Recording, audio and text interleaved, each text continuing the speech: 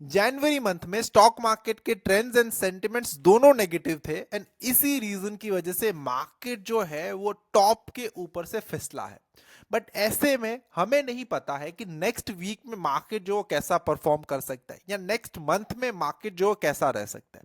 उसके साथ सारी चीजें जो डिपेंड है वो बजट के ऊपर है। बट आज के इस वीडियो में हम नेक्स्ट वीक का एनालिसिस करने वाले हैं एज वेल एज देखने वाले हैं कि सेक्टर वाइज कौन से सेक्टर पॉजिटिव में है, कौन से सेक्टर नेगेटिव में है, कौन सी इंडेक्स पॉजिटिव है, कौन सी इंडेक्स नेगेटिव है, मार्केट का ओवरऑल मूड क्या है, सेंटिमेंट्स क्या है, एफआईज ने पर्टिकुलरली कितने क्वांटिटी या कितने पैसे से कैश मार्केट में सेलिंग करी है या बाइंग करी है, as well as global markets and commodity markets का भी हम एनालिसिस करने वाले हैं। तो ये वीडियो बहुत ज्यादा वैल्यूबल और लंबा होने वाला है, तो जब भी आप अवेलेबल हो, आपके पास फुल टाइम हो, तभी इस वीडियो को देखना। Let's start the video. Time frame हम वीकली यूज कर रहे हैं, फॉर द ट्रेंड हम सुपर ट्रेंड इंडिकेटर का यूज कर रहे हैं। तो यहाँ पे हमारे सामने निफ्टी का चार्ट ओपन है, आप देख सकते हो Nifty is in a negative trend. हम सुपर ट्रेंड को एज अ ट्रेंड इंडिकेटर मान के चल रहे हैं एंड उसी को as a major trend consider कर रहे हैं। तो अगर आप वीकली टाइम फ्रेम में निफ्टी का ट्रेंड देखो तो दैट इज नेगेटिव। अब हम बैंक निफ्टी के ऊपर चलते हैं कि बैंक निफ्टी का ट्रेंड कैसा है। यहाँ पे बैंक निफ्टी भी नेगेटिव ट्रेंड में है। उसके बाद ऑटो सेक्टर भी आप अगर देखो तो नेगेटिव ट्रेंड में है। FMCG again negative. IT sector जो है एक बार भी नेगेटिव ट्रेंड में नहीं आया हुआ, आईटी सेक्टर पॉजिटिव में है। अराउंड 2024 में स्टार्टिंग में मतलब अप्रैल मंथ में एक बार नेगेटिव गया था एंड उसके बाद आईटी सेक्टर ने पिकअप करना स्टार्ट कर दिया एंड अभी भी आईटी सेक्टर पॉजिटिव में है। अब आईटी सेक्टर के पॉजिटिव रहने का कारण है कि आईटी सेक्टर के जो कुछ रिजल्ट्स आए थे वो अच्छे थे, राइट, प्रीवियस क्वार्टर में और एज वेल एज इस क्वार्टर में भी। मे बी उस रिजल्ट्स के ऊपर मार्केट्स ने रिएक्ट कुछ और तरीके से करा है, बट जो भी रिजल्ट्स आए कंपनी के फेवर में और पॉजिटिव है, नेगेटिव में नहीं है। अब इसी के साथ अगर आप फार्मास्यूटिकल सेक्टर भी देखो तो फार्मास्यूटिकल सेक्टर भी पॉजिटिव में है। इस साल एक भी बार वीकली टाइम फ्रेम के ऊपर नेगेटिव टर्न नहीं हुआ। तो ये जो दो सेक्टर है वो पॉजिटिव है। और अगर आपको इन्वेस्टमेंट अपॉर्चुनिटी भी फाइंड करनी है तो ये दो सेक्टर के कोई भी स्टॉक्स में कर सकते हो। इसके बाद आता है financial services, again negative. Reality sector सबसे ज्यादा नेगेटिव, राइट। ये सेक्टर ऐसा था कि एक टाइम पे आउट परफॉर्म करा था सारे अदर सेक्टर को एंड उसके बाद क्या हुआ, बहुत ज्यादा चेंजेस आने की वजह से, रिजल्ट्स अच्छे ना आने की वजह से, ये ओवरऑल सेंटिमेंट्स और कैश क्रंच होने की वजह से ये पूरे सेक्टर में अभी प्रेशर आ गया है। इसी रीजन की वजह से रियलिटी सेक्टर सबसे ज्यादा गिरा है 2020-25 में। अब उसके बाद आता है मीडिया, अगेन सबसे ज्यादा गिरा हुआ सेक्टर रियलिटी एंड मीडिया। उसके बाद है निफ्टी नेक्स्ट 50 इंडेक्स। ये इंडेक्स बेसिकली ऐसे स्टॉक से बना है कि जो निफ्टी के नेक्स्ट 50 स्टॉक है उससे।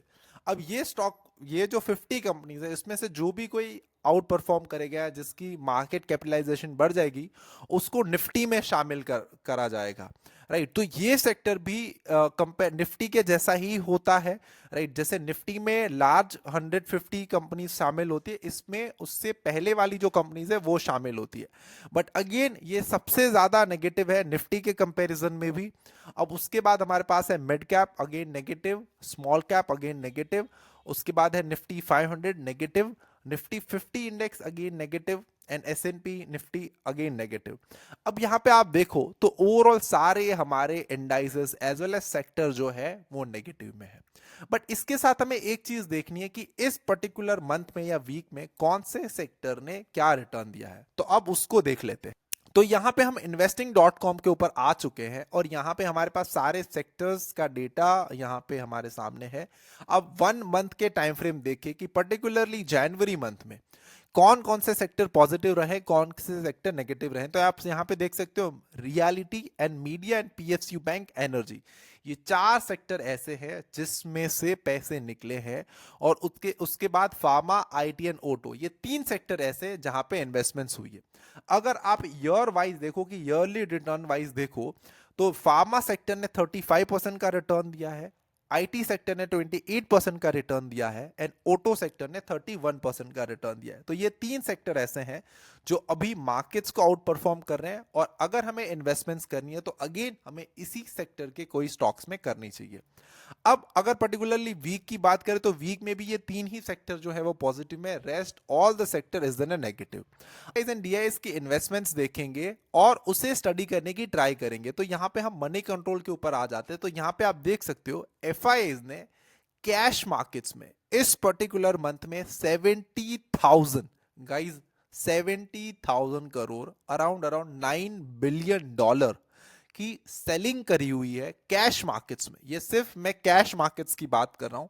उसके सामने डीआईज ने अराउंड अराउंड $7 to $8 बिलियन की बाइंग करी। आप यहां पे देख सकते हो 66,944 करोड़ की डीआईज ने बाइंग करी है, राइट। ये नंबर्स कम नहीं है। अगर ये नंबर्स पहले होते 2020 में तो हमारा मार्केट्स 2020 30% गिर गया होता। बट जस्ट बिकॉज डीआईएस के पास अभी पावर है, म्यूचुअल फंड्स के इनफ्लोज अभी कम नहीं हुए, म्यूचुअल फंड्स में एवरीडे बेसिस के ऊपर अच्छा खासा इन्वेस्टमेंट्स आ रहा है, एसआईपीज हो रही है, लमसम इन्वेस्टमेंट्स भी हो रहा है, एंड इसी रीजन की वजह से डीआईएस के पास अभी भी कैश है जो कि वो इन्वेस्ट कर सकते हैं। अब यहाँ पे फ्यूचर्स इंडेक्स ऑप्शन और इंडेक्स फ्यूचर्स की बात करें तो 12,000 करोड़ समथिंग इंडेक्स फ्यूचर्स में सेल करा हुआ है, और around around 1,15,000 something index option में सेलिंग करी है। तो एफआईज अगर आप टोटल देखो तो नेगेटिव है इंडियन मार्केट्स के ऊपर और हैवीली सेल कर रहे हैं। उसके अगेंस्ट में डीआईआई सपोर्ट करे इंडियन मार्केट्स को और हैवीली बाय कर रहे हैं। अब हम यहाँ पे मार्केट ब्रेथ को स्टडी करते हैं कि मार्केट ब्रेथ हमें ओवरऑल क्या सेंटिमेंट्स दे रहा है।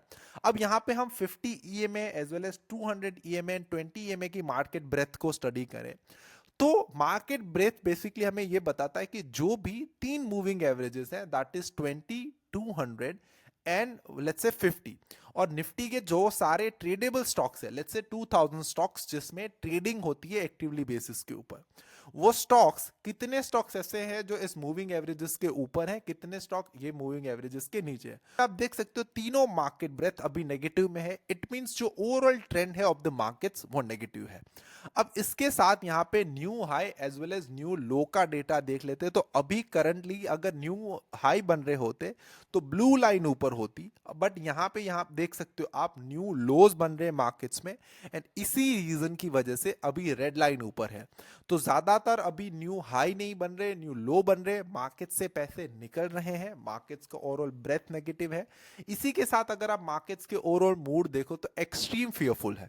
अब इस केस में हो क्या रहा है कि रिटेल ट्रेडर्स अपने पोर्टफोलियो को एग्जिट कर रहे हैं, एफआईज अपने पास जो भी कैश है या जो भी इक्विटीज है उसमें से एग्जिट ले रहे हैं, ऑब्वियसली अच्छी अच्छी इक्विटीज में इन्वेस्ट भी कर रहे हैं, बट उसके सामने जो भी स्क्रिप्ट या जो भी स्टॉक्स अच्छे वर्क नहीं कर रहे हैं या जो भी स्टॉक्स के क्वार्टरली अर्निंग्स अच्छी नहीं आ रही उस पे वो हैवीली सेल ऑफ कर रहे हैं और अपना स्टेक जो है वो सेल कर रहे हैं। अब यहां से हम US markets, global markets and commodity markets को स्टडी करेंगे एंड देखेंगे कि वो मार्केट्स कैसा परफॉर्म कर रहा है। तो आप सभी लोगों के सामने डॉलर इंडेक्स का चार्ट जो वो ओपन है। जब भी डॉलर इंडेक्स इंक्रीज होता है तो ये इमर्जिंग मार्केट्स के लिए नेगेटिव साइन होती है। अब यहां पे आप देख सकते हो अभी थोड़े टाइम ऑफ तक डॉलर इंडेक्स ने 109 से 107 तक आया है, तो ये इमर्जिंग मार्केट्स के लिए पॉजिटिव साइन है। बट जब तक वो 100 के पास नहीं आ जाता हमें हमारे मार्केट्स में एक्सट्रीम तेजी देखने नहीं मिलेगी, राइट। ये आप सही सुन रहे हो। अगर ये 100 के पास आ जाता है अगेन और बैलेंस करने लगता है फिर हमें इमर्जिंग कंट्रीज के मार्केट्स में पॉजिटिवनेस देखने मिलेगी। अब इसके साथ साथ अगर आप S&P 500 का चार्ट देखो तो पॉजिटिव है, नैस्डैक का chart again positive, Dow Jones positive, UK 100 positive, super positive, Nikkei देखो आप जो जापान का मार्केट्स है पॉजिटिव, चाइना का markets again cheap valuation but still is in a positive trend, right. तो यहां से आपको एक चीज देखने मिलेगी कि ओवरऑल वर्ल्ड वाइड अभी भी नेगेटिविटी नहीं है, ना ही मंदी है। ओनली इंडियन मार्केट्स में ही हमें कैश क्रंच, ओवरऑल सेंटिमेंट्स और हमारे इकोनॉमिकल रीजन की वजह से जीडीपी के नंबर्स अच्छे नहीं है, इन्फ्लेशन बढ़ रही है, हमारे क्वार्टरली अर्निंग्स अच्छे नहीं आ रहे, ये सारे हमारी रीजन की वजह से हम प्राइस वाइज करेक्ट कर रहे हैं as well as time wise भी करेक्ट कर रहे हैं, हम सेंटिमेंट्स के साथ करेक्ट कर रहे हैं। तो अब यहां से हमें यह पता चला कि हमारे मार्केट्स में और ज्यादा गिरावट भी आ सकती है, बिकॉज ओवरऑल हम नेगेटिव है। ऐसा नहीं हो रहा है कि 50% ऑफ द सेक्टर जो है वो पॉजिटिव है, 50% ऑफ द सेक्टर नेगेटिव है। तो यहाँ पे 90% से ज्यादा जो सेक्टर है वो नेगेटिव में है, only 10% of the sector positive में है। और उसके साथ मार्केट्स भी उसको फेवर कर रहा है, मार्केट्स भी नेगेटिव में है। तो यहां से हमें यह पता चल रहा है कि नेक्स्ट वीक में भी मार्केट जो है हमें नेगेटिव में देखने मिल सकता है। अब ऐसे में हम कमोडिटीज मार्केट्स को स्टडी करते हैं और देखते हैं कि कमोडिटीज मार्केट का क्या हाल है। यहाँ पे हमारे सामने गोल्ड का चार्ट ओपन है, देख सकते हो आप, super trend weekly time frame के ऊपर पॉजिटिव है। गोल्ड ने भी रिसेंटली ही ब्रेकआउट दिया है, 80,000 के 79,000 के लेवल को ब्रेक करके 89,000 पे क्लोजिंग दी है।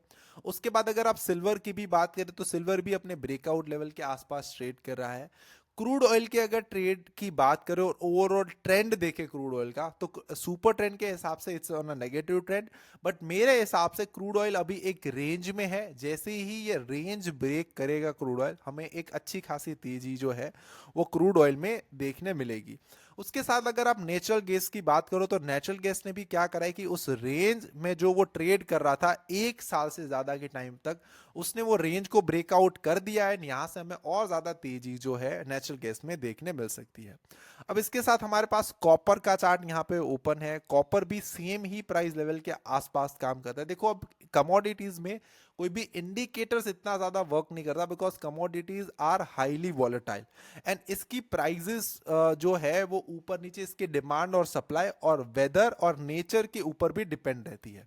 तो यहाँ पे आप अगर देखो सिंपल, अगर प्राइस एक्शन को भी यहाँ पे कॉपर में आप लगाओ तो यहाँ पे ये लेवल को कॉपर टेस्ट कर रहा है और यहाँ से ये पॉजिटिव में है और हमें एक अच्छी खासी रैली कॉपर में देखने मिलेगी। जिंक की अभी बात कर ले तो zinc is in a positive trend, एक बार यहाँ पे ब्रेकआउट लेवल के आसपास आया और वहां से वापस जो वो गिरा है। बट अगर लेट्स से 248 के लेवल को क्रॉस कर देता है तो जिंक में भी हमें एक अच्छी खासी सेलिंग जो है वो आ सकती है। उसके बाद अगर लीड की बात करें तो लीड पूरा का पूरा कंसोलिडेशन जोन में है, अभी एक रेंज में ट्रेड कर रहा है, तो नो ट्रेड यहाँ पे। एल्यूमिनियम ने ब्रेकआउट कर दिया है, यहाँ पे आप देख सकते हो ये जो उसके प्रीवियस लेवल थे उसका ब्रेकआउट कर दिया, ऊपर सस्टेन भी कर रहा है। तो एल्यूमिनियम जो है वो पॉजिटिव ट्रेंड में है। सो आई होप आपने मार्केट्स का पूरा जो एनालिसिस था वो ठीक से देखा होगा, कुछ ना कुछ चीजें आपने इस एनालिसिस से सीखी होगी। अगर आपको ऐसे ही एनालिसिस के मेरे वीडियोस पसंद आते हैं तो प्लीज लाइक कर देना, कमेंट्स कर देना जो भी चीजें आपको पसंद आई उसके ऊपर। एंड आप नेक्स्ट जिस भी टॉपिक के ऊपर वीडियो चाहते हो तो वो कमेंट सेक्शन में कमेंट्स करके जरूर बताना। Till then keep learning, keep earning and keep making money from the stock market. Have a good day. Bye bye.